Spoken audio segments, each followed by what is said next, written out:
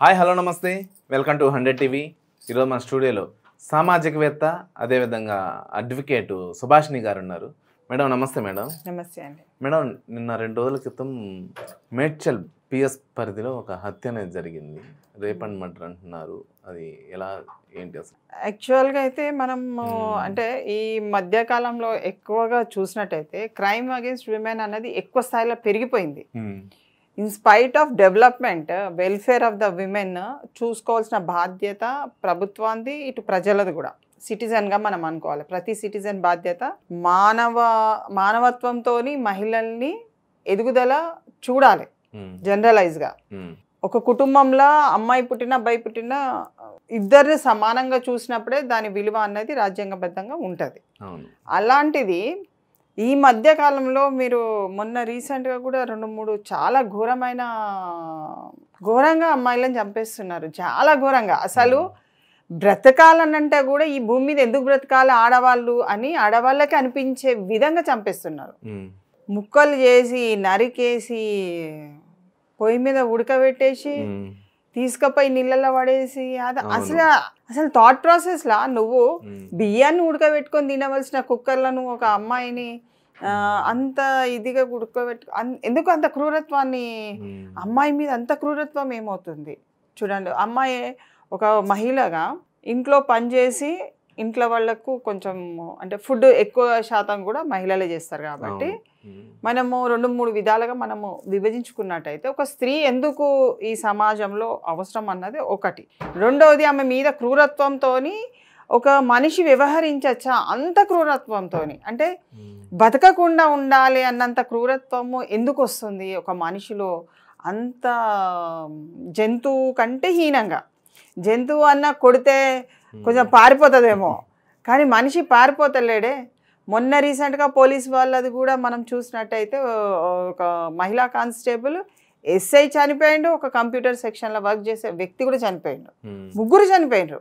అంటే వ్యవహారం అన్నది సామాజికంగా మన సమాజంలో బ్రతుకు తెరువు ఒక కుటుంబ పరంగా ఉండాలా, సమాజ పరంగా ఉండాలా, లేకుంటే ఏ విధంగా ఉంటే మరి ఈ వ్యవహారం అన్నది సబ్సైడ్ అయిపోతుంది అన్నది ఆలోచించాలి.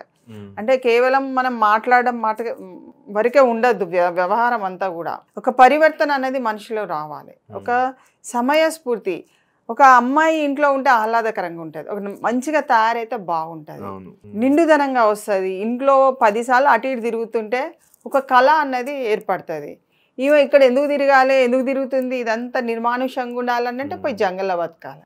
జంగల్లో బతికినా అక్కడ కూడా ఏదో ఒక విధంగా ఏదో ఒక జంతువు అయితే తిరగడం జరుగుతుంది. అది చీమ అయినా సరే ఏనుగైనా సరే, 2 ఏనుగుని చంపడానికి చీమ కూడా సరిపోతుంది అని చెప్తుంటారు మనకు.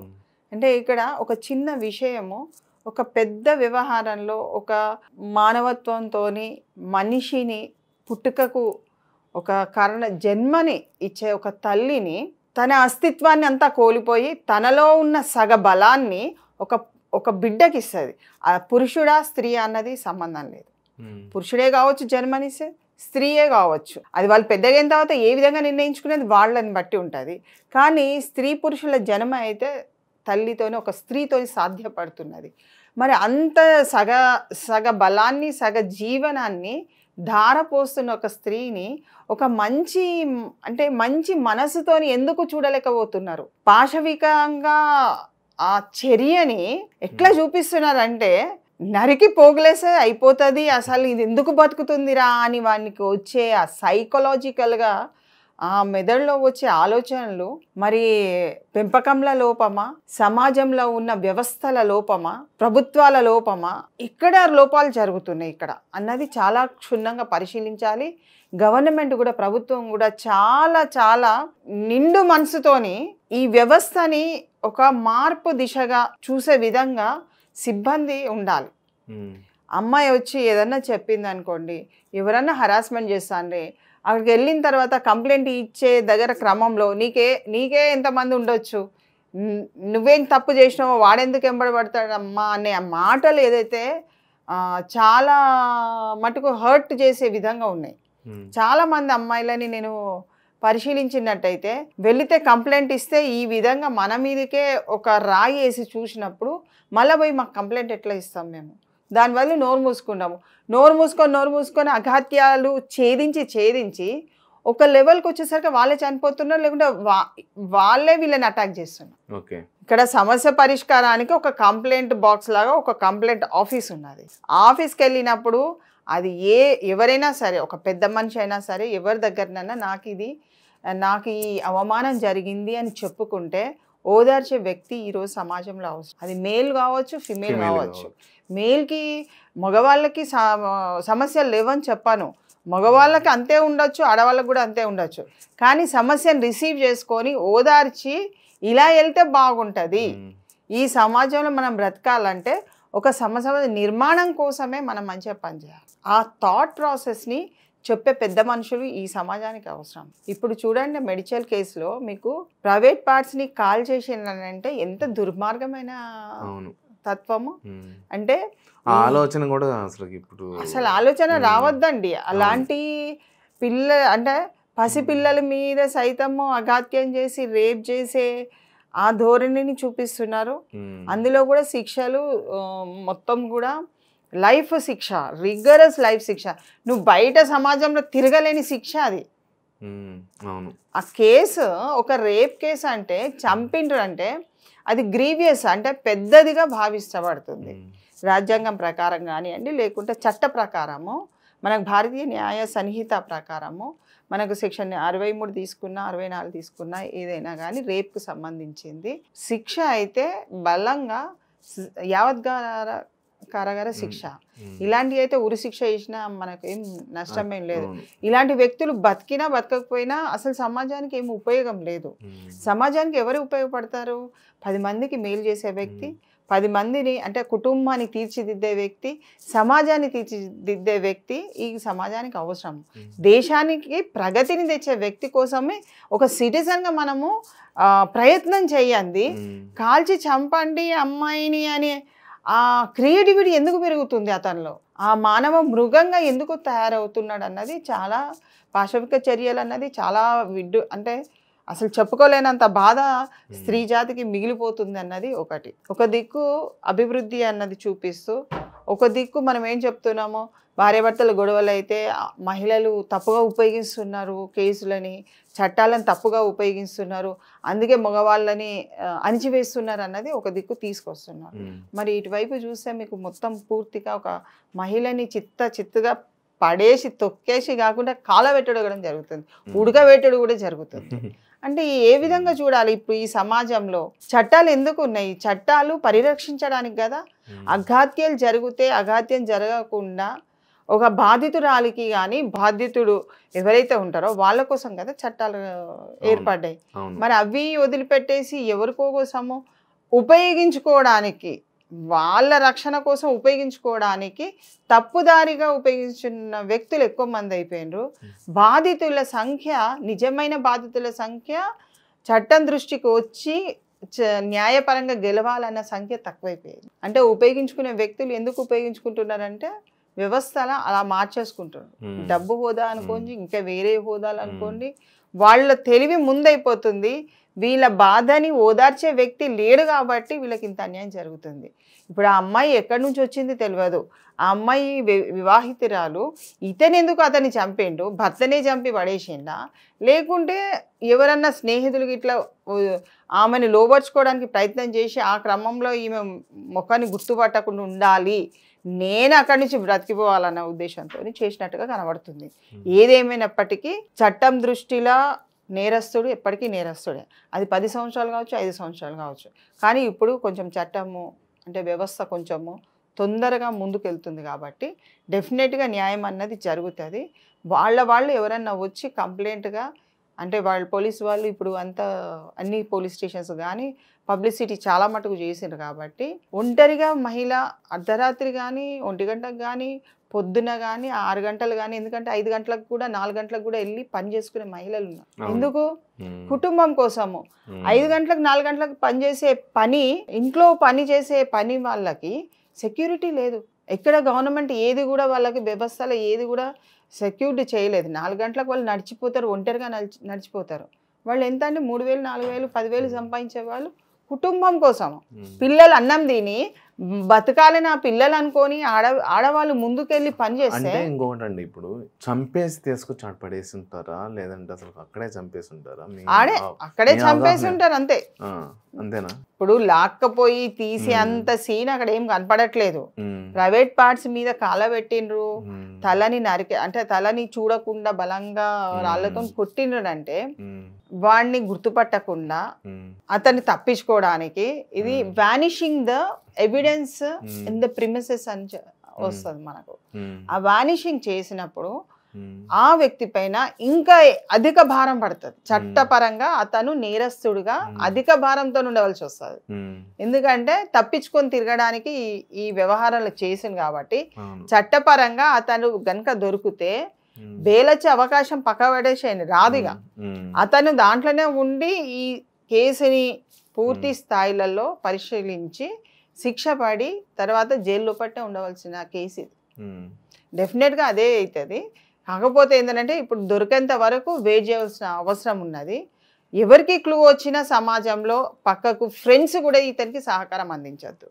ఫ్రెండ్స్ ఇంట్లలో ఎవరి ఇంట్లోనన్నా ఈ వ్యక్తి పడుకున్నట్టయితే ఏ వ్యక్తికి అయితే నేరస్తుడికి వీళ్ళు కనుక షెల్టర్ ఇస్తే వాళ్ళు కూడా నేరారోపణకి గురవుతారు. వాళ్ళు కూడా దీని కిందకి వచ్చేస్తారు. అంటే సీసీ కెమెరాలు కూడా పనిచేయట్లేదు అని అంటున్నారు. దానికి ఇప్పుడు వ్యవస్థలో ఎట్లుందని అంటే పోలీసు వాళ్ళు చెప్తారు సీసీ కెమెరాలు పెట్టండి బాబు అంటాడు. అత్యధికంగా ధన పరిగెత్తి ఏదో డమ్మీ కెమెరాలు కొంతమంది పెడుతున్నారు, కొంతమంది పెట్టినట్టు. మేనేజ్మెంట్ చూడండి, లక్షల కొద్ది సీసీ కెమెరా అంటే హూ విల్ మేనేజ్ ఇట్? దాని మీద ఇంట్లోనే మనం ఒక వస్తువు ఇంట్లో పెడితే సంవత్సరాల తర్వాత ఆ వస్తువు ఖరాబ్ అయినా అది అక్కడే ఉంటుంది. అలాంటిది ఒక సీసీ ఫుటేజ్ ఉన్న కెమెరాని ఖరాబ్ అయితే బాగు చేయించుకోవాలన్న ఆలోచనలో వెళ్ళాలి కదా. ఎవరు పరిశీలించాలి? ఇక్కడ మళ్ళీ పోలీస్ వ్యవస్థ మీదనే మనం అంటాం. ఏది చేసినా మళ్ళీ పోలీస్ వ్యవస్థ అనేది అంటారు. మేము ఎన్ని చూస్తామండి అని వాళ్ళు అంటారు. అంటే యూ కీప్ ద వాలంటీర్స్. మీకు షాప్ ఓనర్సే వాలంటీర్స్. ఏం బై మీది సీసీ ఫుటేజ్ పనిచేస్తుందా, మీది పనిచేస్తుందా అన్నది నోట్ చేసుకోవాలి. ఇప్పుడు వీళ్ళు ఎవరైతే సర్కిల్లో రొటేషన్గా వాళ్ళు తిరుగుతారు మొత్తము పోలీస్ వాళ్ళు తిరిగినప్పుడు అప్పుడు కొన్ని ఏరియాస్ని నోట్ చేసుకుంటూ ఎస్ ఇట్ ఈస్ వర్కింగ్ అన్నది వెళ్ళాలి. నెక్స్ట్ వర్కింగ్ కాలేదన్నది ఎప్పుడు వచ్చింది అనేది వస్తుంది. నీకు క్రైమ్ని పట్టుకోవాలంటే సీసీ ఫుటేజెస్ కదా. జరిగిన తర్వాత అలర్ట్ అయ్యడానికి అంటే ప్రికాషనరీ మెజర్స్ కూడా తీసుకోవచ్చు. అబ్జర్వేషన్ ఆల్ ఏరియాస్లో వాళ్ళు ఒక వ్యక్తిని పెడుతున్నారు అక్కడ, పోలీస్ని కూర్చోబెట్టి అన్ని ఏరియాస్ని పరిశీలించడానికి పెద్ద స్క్రీన్ పెట్టేసి ఆ స్క్రీన్ పైన ఒక్కొక్క ఏరియాది ఒక్కొక్క ఫుటేజెస్ది పెట్టిండ్రు. దాన్ని మీరు పరిశీలించాలి. అది ఇప్పుడు వద్దు అంటే కూడా నేరాలు జరగకుండా మానవు. పోలీస్ వ్యవస్థ వద్దు అని అంటది, ప్రభుత్వం వద్దంటది, కుటుంబంలో ఉన్న వ్యక్తులు వద్దంటారు. మరి సమాజాన్ని క్రైమ్ని కంట్రోల్ చేయడము. ఎందుకంటే అసమానతలు అన్నది సమాజంలో ఉన్నవి. ఆ అసమానతల మధ్యన క్రూరత్వం అన్నది పెరిగిపోతున్నది, దినదినం పెరుగుతున్నది. దాని మీద వ్యవస్థల ఎన్జిఓస్ చాలా పనిచేయవలసిన అవసరం ఉన్నది. ఎన్జిఓస్ని ప్రభుత్వం దృష్టి తీసుకోవాలి. ఎన్జిఓస్ని వదిలిపెట్టేసి ఎన్జిఓస్తో పని తీసుకోకుండా కొంత వదిలిపెట్టినట్టుగా కనబడుతున్నది. ఎన్జిఓస్కి సహకారం అవసరము, బడ్జెట్స్ అవసరము. ఒక సమాజంలో మెలకువలు అంటే ప్రతిదీ కూడా ఎప్పటికప్పుడు ప్రజలని మెలకు తేవడానికి ఎన్జిఓసే పనిచేస్తాయండి. ఇంకా వేరే ఏం పనిచేయదు. పోలీస్ వాళ్ళు ఎందుకు పనిచేయాలి? ఎన్జిఓస్ లాగా పోలీస్ వాళ్ళు ఎందుకు పనిచేయాలి? పోలీస్కి లా అండ్ ఆర్డర్ డ్యూటీ ఉంది కదా. వాళ్ళకి అంత పెద్ద డ్యూటీ ఉన్నప్పుడు వాళ్ళు ఎన్జిఓస్ అయిపోతే వేరే ఎన్జిఓస్ ఎక్కడికి వెళ్తారు? చాలా కష్టం అది. బికాజ్ ప్రభుత్వమే ఎన్జిఓ అయిపోతే, పోలీస్ కూడా ఎన్జిఓ అయిపోతే ఇంకా ప్రజలు ఎప్పుడు బాధ్యత తీసుకుంటారు? వాళ్ళు చేసుకుంటారు పో, మాకేనే నిద్రపోతారు. So you should not give an scope. సమాజాన్ని మార్పు రావాలంటే సమాజ నిర్మాణం కోసం పనిచేయాలి, భారతదేశ అస్తిత్వం కోసం పనిచేయాలి. ఇప్పుడు ఫారెన్ అంటే వెస్ట్రన్ కంట్రీస్ ఎవరికైనా మన ఇన్ఫర్మేషన్ వెళ్తుంది. ఉడకబెట్టిండ్రు, ఆడోళ్ళని వీళ్ళు ఉడకబెడతారు, చంపేస్తారు, క్రూరంగా చంపేస్తారు అన్న ఒక ఇంప్రెషన్ అన్నది క్రియేట్ చేయొద్దు కదా. వాళ్ళ పిక్చర్స్లలో క్రూరత్వాన్ని చూపిస్తారు, కానీ బయట కనుక ఎక్కడైనా క్రూరత్వము వాళ్ళ సమాజంలో ఏ దేశం తీసుకున్నా వాళ్ళ సమాజంలో ఒక మహిళ పైన క్రూరత్వంగా జరిగింది ఒక ఇన్సిడెంట్ అంటే అసలు ఇంకా వాళ్ళది అసలు పనిష్మెంటే అలాగ ఉంటుంది. మీరు దుబాయ్ లాంటిది చూడండి, లేకుంటే ఇంకా వెస్ట్రన్ కంట్రీస్ చూడండి, ఏదైనా కానీ పనిష్మెంట్ ఈజ్ హెవీ. అసలు దాంట్లో జైల్లోకి పోతున్నారంటేనే వాళ్ళలో ఒక వణుకు అనేది వచ్చేస్తుంది. వాళ్ళు మొదటి నుంచి కూడా రాజ్యాంగం ప్రకారం వాళ్ళ రాజ్యాంగం ప్రకారం బ్రతుకుతారు.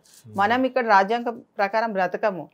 నాకేంది పో, నా ఇష్టమున నేను చేసుకుంటా, నువ్వెవడురా చెప్పడానికి అన్న సమాధానం ఇచ్చే వ్యవస్థలో ఉన్నప్పుడు ఇలాంటి క్రైమ్ని ఆపడం ఎవరి తరం అవుతుంది? నా దృష్టిలో మాత్రము ఒక సమాజ నిర్మాణం కోసం ఒక మంచి పౌరుడు ఈ సమాజానికి రావాలి, ఒక మంచి పౌరురాలు ఈ సమాజానికి కావాలి.